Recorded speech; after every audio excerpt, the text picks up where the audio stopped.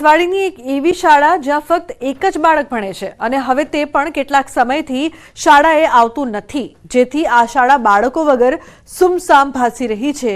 શાળામાં અભ્યાસ કરાવવા શિક્ષક પણ દરરોજ શાળાએ આવે છે, પરંતુ અહીં વિદ્યાર્થીઓ ન હોવાથી શિક્ષક ખુરશી પર બેઠેલા જ જોવા મળે છે। અહીં વિદ્યાર્થીઓ આવતા ન હોવાના પાછળનું કારણ એ છે કે આ શાળા અત્યંત જર્જરિત સ્થિતિમાં છે, તેથી વાલીઓ તેમના બાળકોને આ શાળામાં મોકલતા નથી। વાલીઓ એ પણ કહી રહ્યા છે કે આ શાળામાં કોઈ વ્યવસ્થા નથી, પીવાના પાણીની પણ સુવિધા નથી, તેથી તેઓ પોતાના બાળકને આ શાળાએ નથી મોકલતા। જો કે આ બાબતે તાલુકા શિક્ષણ અધિકારીને જાણ થતાં તેઓ શાળા ખાતે પહોંચીને સ્થિતિનો તાગ મેળવ્યો હતો અને તેમણે પણ કબૂલ્યું કે શાળા જર્જરિત છે, તેને તોડી પાડી નવીન બનાવવા માટે દરખાસ્ત કરવામાં આવશે। અહીંની જે શાળાના જે ઓરડાઓ છે એ જર્જરિત છે, એટલે જર્જરિત હોવાને કારણે એમના આજુબાજુના જે વાલીઓ છે તે એમના પોતાના બાળકોને પછી બાજુની પ્રાઇવેટ સ્કૂલની અંદર મૂકી દીધેલા હોવાથી અહીંયા એક જ બાળક છેલ્લા 2 વર્ષથી અહીંયા દાખલ કરેલ છે। પણ સ્કૂલ બિલકુલ તૂટલી છે તો બાળકો કઈથી આવશે? જિમ્મેદારી કોણ લેશે? આ સ્કૂલ તૂટલી છે, બિલકુલ હારી સ્કૂલ બનાવી આપો।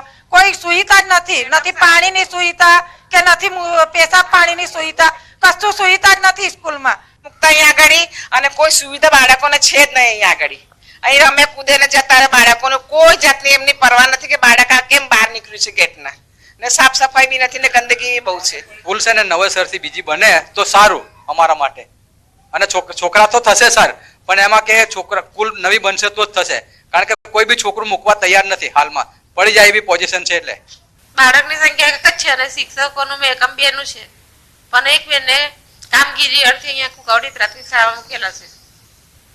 ડોર ટુ ડોર સર્વે કરીએ છીએ, પણ વાલી એવું કહે છે કે સ્કૂલ નવી બને ને તો બાળકોને મૂકીએ એમ કહે છે। નસવાડી તાલુકાની નસવાડી ગામની જ એક પ્રાથમિક શાળાની વાત કરીશું કે જે 1 થી 5 ની શાળા છે, 2 શિક્ષકો છે અને માત્ર એક જ વિદ્યાર્થી।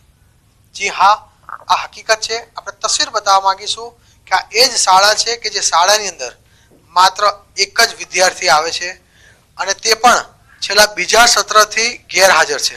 શિક્ષિકા જે છે તે સમયસર આવી જતી હોય છે અને તેઓ દરવાજો ખોલી તેઓના ટેબલ ઉપર બેસી જતા હોય છે, પરંતુ તેઓની સામે એક પણ વિદ્યાર્થી નહીં। એટલે ચોક્કસથી શિક્ષણ વિભાગની એક આ ઘોર બેદરકારી સામે આવી છે કે જ્યારે 2 શિક્ષકનો મેકમ હોય અને બંને શિક્ષકો સ્કૂલે હાજર રહેતા હોય, પરંતુ બાળક એક પણ નહીં। કારણ ફક્ત એક જ છે કે આ જે સ્કૂલ છે તે બિલકુલ જર્જરિત હાલતમાં છે, પાણી પણ ઘરે છે, એટલે ક્યારે પડી જાય તેનું નક્કી નહીં। વાલીઓનું કહેવું છે કે જો આ જે બાળકો અમે મોકલીએ અને જો સ્કૂલની અંદર કંઈક ઉનાળો સર્જાય, કંઈક પડી જાય ને કોઈને દુર્ઘટના સર્જાય તેનો જવાબદાર કોણ? જ્યારે ટીપીઓ આ સ્કૂલની મુલાકાત કરી છે અને અહીંયા ધરણા આપી છે કે જે ટૂંક સમયની અંદર જ આને તોડી પાડવામાં આવશે અને આ જગ્યા પર નવી બિલ્ડિંગ બનાવવામાં આવશે, પરંતુ ક્યારે એ તો હવે જોવાનું રહ્યું। સેજબ ખત્રી, ન્યૂઝ 18 ગુજરાતી, છોટાઉદેપુર। હિંમતનગરની બેગમ ફ્રાય હોટલમાં ગેસ સિલિન્ડરમાં બ્લાસ્ટ, ધડાકાભેર બોટલ ફાટતા 7 લોકો દાઝ્યા। ઇજાગ્રસ્તોને હિંમતનગર સિવિલ હોસ્પિટલમાં ખસેડાયા છે। ઘટનાને પગલે વિસ્તારમાં અફરાતફરીનો માહોલ, પોલીસની ટીમ પણ ઘટના સ્થળે પહોંચી છે। બોટાદ નગરપાલિકાની ચૂંટણીને લઈને ભાજપે પ્રચારના અક્ષરી ગણેશ કર્યા છે। બોટાદ જિલ્લાના પ્રભારી મંત્રી ભાનુબેન બાબરિયાએ ભાજપ ઉમેદવારોને જીતાડવા ઢોલ નગારા સાથે પ્રચારની શરૂઆત કરાવી છે। ભાનુબેને પોતે પણ ડોર ટુ ડોર પ્રચાર કરી ભાજપ ઉમેદવારોને જીતાડવા અપીલ કરી છે।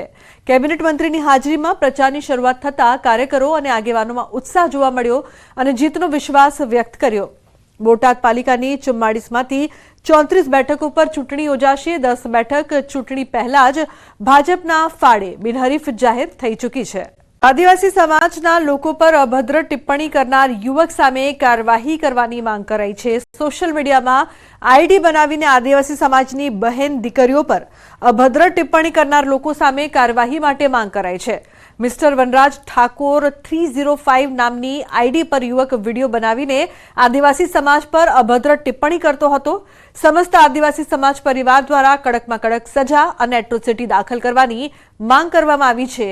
યુવક કચ્છના રાપર તાલુકાનો હોવાનું સામે આવ્યું છે। આદિવાસી સમાજને ટાંકીને આરકે ઠાકોર નામની ઇન્સ્ટાગ્રામ આઈડી પર આદિવાસી સમાજને મા બેનની અભદ્ર ગાળીઓ અને ટીકા ટિપ્પણી કરવામાં આવી છે।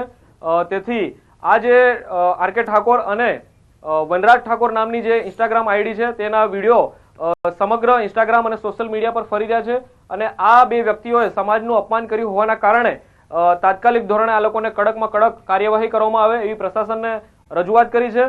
તો મહીસાગર લુણાવાડા રખડતા ઢોરનો આતંક અહીં યથાવત। લુણાવાડા નગરપાલિકા સામે જ પશુઓનો અડીંગો જોવા મળ્યો। મુખ્ય રસ્તાની વચ્ચે જ પશુઓનો અડીંગો। લુણાવાડાના માંડવી દરકોલી તળાવ સહિત મુખ્ય રસ્તા ઉપર પશુઓ રસ્તાની વચ્ચોવચ્ચ જોવા મળ્યા। લુણાવાડા પાંજરાપોળ પણ બનાવવામાં આવ્યું પણ જોવા મળ્યું ખાલીખમ। મોટી સંખ્યામાં નગર વિસ્તારમાં પશુઓ જોવા મળ્યા। હાલ પશુઓને ગોધરા પાંજરાપોળ મોકલવામાં આવે છે। લુણાવાડા પાંજરાપોળમાં ખર્ચ વધુ થાય છે। ચાલુ જ છે જેમ જેટલા દિવસના નાઇટ સુધીમાં આપણે 5-6 હજાર જેવા પકડી મૂકીએ છીએ આપણે। મહીસાગર જિલ્લાના મુખ્ય મથક લુણાવાડા નગરપાલિકા દ્વારા પાંજરાપોળ બનાવવામાં આવ્યું છે પરંતુ અહીંયા ગાયો નથી રાખવામાં આવી। ન્યૂઝ 18 ગુજરાતી દ્વારા રિયાલિટી ચેક કરવામાં આવ્યું છે। હું દ્રશ્યો બતાવી રહ્યો છું કે આ છે પાંજરાપોળ કે જ્યાં BSNL વિસ્તારની અંદર આ પાંજરાપોળ બનાવવામાં આવ્યું છે। અહીંયા ગાયોને રાખવા માટે કરોડોના ખર્ચો કરી અને પાંજરાપોળ બનાવવામાં આવ્યું છે પરંતુ અહીંયા જોઈ શકો છો કે મોટા ભાઈએ કચરાના અડીંગા જોવા મળી રહ્યા છે। કહી શકાય કે ક્યાંક ને ક્યાંક નગરપાલિકાના જે ચીફ ઓફિસર છે તે જણાવી રહ્યા છે કે અહીંયા પાંજરાપોળ તો બનાવવામાં આવ્યું પરંતુ અહીંયા ગાયોને રાખવી મોંઘી પડી રહી છે એટલે અન્ય જગ્યાએ ગોધરા પાંજરાપોળ ખાતે મોકલી આપવામાં આવી રહી છે ગાયોને। પરંતુ વાત કરવામાં આવે તો આજે ન્યૂઝ 18 ગુજરાતી દ્વારા નગરના અનેક વિસ્તારો કહી શકાય નગરપાલિકામાં આવેલા મુખ્ય બજાર મુખ્ય રસ્તા ત્યાં આગળ ગાયોનો મોટો અડીંગો જોવા મળી રહ્યો છે। કહી શકાય કે ક્યાંક ને ક્યાંક જે વાત છે ગાયોના સુરક્ષાની તેને લઈને સરકાર દ્વારા કરોડો રૂપિયા ખર્ચવામાં આવે છે અને કરોડો રૂપિયા વાપરી ગાયોને યોગ્ય સ્થાન કહી શકાય કે ગૌશાળા બનાવવામાં આવે છે પરંતુ ગાયોને યોગ્ય જગ્યાએ મૂકવામાં નથી આવી રહી।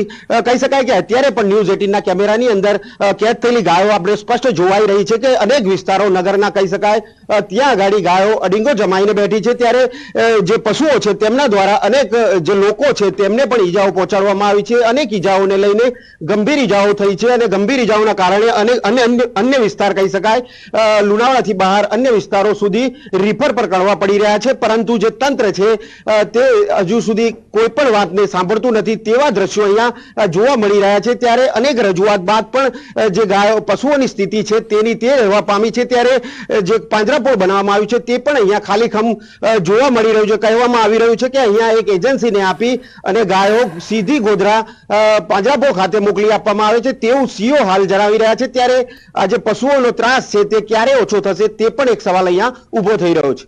જિલ્લામાં ખેડૂતોએ કેપ્સિકમ મરચાનું વાવેતર કર્યું છે પરંતુ પાક તૈયાર થતા પોષણક્ષમ ભાવ નહીં મળતા ખેડૂતો કફોડી હાલતમાં મુકાયા છે। અરવલ્લી જિલ્લામાં રવિ સિઝનમાં કુલ 1.50 લાખ હેક્ટર જમીનમાં ઘઉં ચણા બટાકા વરિયાળી રાયડો અને જુદા જુદા શાકભાજીનું વાવેતર થયું છે। શાકભાજીમાં સૌથી વધુ કેપ્સિકમ મરચાનું વાવેતર થયું છે। વાવેતર બાદ પાક તૈયાર થઈ ગયો છે અને હવે પાક વેચવાના સમયે ખેડૂતોને પોષણક્ષમ ભાવ નહીં મળતા ખેડૂતોમાં મુશ્કેલી છે। ખાસ કરીને જિલ્લામાં ખેડૂતોએ કેપ્સિકમ મરચા પાછળ 1 વીઘા દીઠ 40 થી 50 હજાર ખર્ચ કર્યો છે। ત્યારે પાક તૈયાર થઈ જતા સારા વળતરની આશા ખેડૂતો રાખી રહ્યા હતા તેવામાં ભાવ નહીં મળતા ખેડૂતોને હાલ તો નુકસાન સહન કરવાનો વારો આવ્યો છે।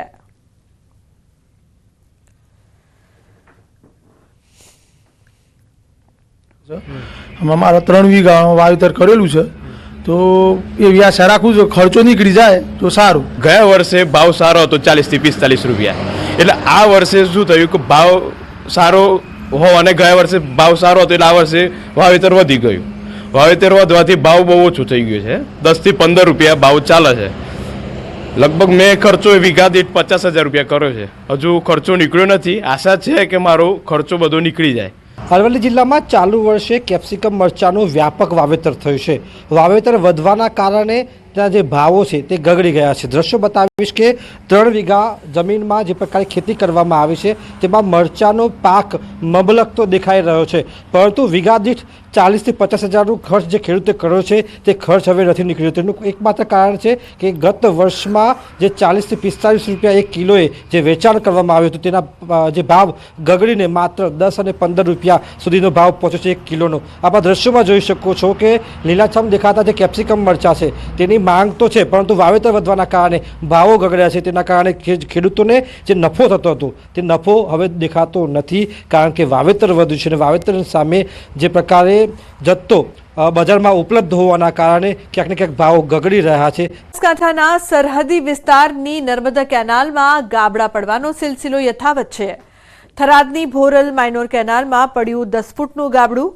કેનાલમાં 10 ફૂટનું ગાબડું પડતા ખેડૂતના ખેતરમાં વાવેલા જીરાના પાકમાં પાણી ફરી વળ્યું. 3 એકર જીરાના પાકમાં પાણી ફરી વળતા ખેડૂત ઓખાભાઈ પ્રજાપતિને રાતા પાણીએ રોવાનો વારો આવ્યો. હલકી ગુણવત્તાના કારણે વારંવાર પડી રહ્યા છે કેનાલમાં ગાબડા. નિષ્ણાંત અંબાલાલ પટેલની આગાહી, ઠંડી ગરમી અને પવનની ગતિને લઈને આગાહી. ખેડૂતો માટે ખૂબ માઠા સમાચાર. શિયાળુ પાક પર હવે પવનનો ખતરો રહેશે. ઊંચા શિયાળુ પાક ઢળી પડવાની આશંકા છે. ઘઉં, બાજરી, મકાઈ જેવા પાક ઢળી પડવાની આશંકા. તો રાયડા, ધાણા, બાગાયતી પાક ઢળી પડવાની આશંકા. ઘઉં, બાજરી, મકાઈ ઢળી પડે તો દાણા ભરાવવામાં મુશ્કેલી થાય. 2 દિવસ બાદ ફરી વાદળછાયું વાતાવરણ રહી શકે છે. અંબાલાલ પટેલે વ્યક્ત કરી છે આશંકા. આગામી 3 દિવસ ભારે પવન ફૂંકાશે. અરબ સાગરની હલચલના કારણે ફૂંકાઈ શકે છે પવન. તો 15 થી 20 કિલોમીટરની ઝડપે પવન ફૂંકાઈ શકે છે. આંચકાના પવનો ફૂંકાવાની શક્યતા. આંચકાના પવનોના કારણે ખેતીના પાકને થઈ શકે છે નુકસાન. તો દિવેલા, ઘઉં, રાયડાના પાકને નુકસાન થઈ શકે છે. ગુજરાતમાં ઠંડીમાં ઘટાડો થઈ શકે છે. મધ્ય ગુજરાતમાં વધી શકે છે પારો. 10મી ફેબ્રુઆરી બાદ મધ્ય ગુજરાતમાં વધી શકે છે ગરમી. 19 ફેબ્રુઆરીથી ઉનાળાની ગરમી અનુભવાશે. 19 ફેબ્રુઆરીથી 35 ડિગ્રી તાપમાન જઈ શકે છે. તો માર્ચમાં 40 ડિગ્રી પારો જવાની શક્યતા. પશ્ચિમી વિક્ષેપ નબળા આવ્યાનું કારણ. ગયા વર્ષે પણ ફેબ્રુઆરીમાં ગરમી શરૂ થઈ ગઈ હતી. 26 એપ્રિલથી વિધિવત ઉનાળો કહેવાય. તો માર્ચથી જ ઉનાળાની અસર દેખાશે. મે માસમાં 45 ડિગ્રી પારો જવાની શક્યતા. રાજસ્થાનમાં 50 ડિગ્રી પારો જવાની શક્યતા. પવનની ગતિ વધુ રહી છે. તારીખ 6, 7, 8માં પવનની ગતિ રહેશે. 2 દિવસ પવનની ગતિ વધુ રહેવાની શક્યતા રહેશે. જેમાં મધ્ય ગુજરાતના ભાગોમાં પવનની ગતિ 15 કિલોમીટર પર અવરની રહેવાની શક્યતા રહેશે. ઉત્તર ગુજરાતમાં પણ 15 કિલોમીટર પર અવરની રહેવાની શક્યતા રહેશે. જૂનાગઢના ભાગોમાં પણ 15 કિલોમીટર પર અવર અને દક્ષિણ ગુજરાતના ભાગમાં 16 કિલોમીટર પર અવરની રહેવાની શક્યતા રહેશે. કચ્છના ભાગમાં વધુ રહેવાની શક્યતા રહેશે. રાજકોટના ભાગોમાં પણ 15 કિલોમીટર પર અવરની શક્યતા રહેશે. જ્યારે આજકાલનો પવન વિન્ડ ગસ્ટ લગભગ મધ્ય ગુજરાતના ભાગોમાં 35 કિલોમીટરની આસપાસ રહેવાની શક્યતા રહેશે. જ્યારે મહત્તમ ઉષ્ણતામાન ઉત્તર ગુજરાતના ભાગમાં 32 ડિગ્રી સેલ્સિયસ આસપાસ રહેવાની શક્યતા છે. કોઈ ભાગમાં 33 ડિગ્રી સેલ્સિયસ થઈ શકે છે. જૂનાગઢના ભાગોમાં પણ 32, 33, 34 ડિગ્રી સેલ્સિયસ આસપાસ થવાની શક્યતા રહેશે. દિવેલાના પાકમાં કંઈક અંશે ત્યાંની રજ ઘટી જવાની શક્યતા રહેશે. દિવેલાના પાક સારા છે એટલે તેનું ઉત્પાદન સારું આવે, છતાં કંઈક અંશે ઘટાડો થાય. ગરમી પડે તો દિવેલાના પાકમાં જીનેટિક રિવર્ઝન આવે અને ઉત્પાદન ઓછું આવવાની શક્યતા રહી શકે. દેશના ઉત્તરીય પર્વતીય પ્રદેશોમાં તારીખ 8-9 ફેબ્રુઆરીથી એક વિસ્કટ ડિસ્ટર્બન્સ આવી રહ્યું છે. જેના કારણે ઉત્તર ગુજરાતના ભાગોમાં તારીખ 8, 9, 10માં વાદળો આવવાની શક્યતા રહેશે. મધ્ય ગુજરાતના ભાગોમાં પણ તારીખ 8, 9ની આસપાસ વાદળો આવવાની શક્યતા રહેશે.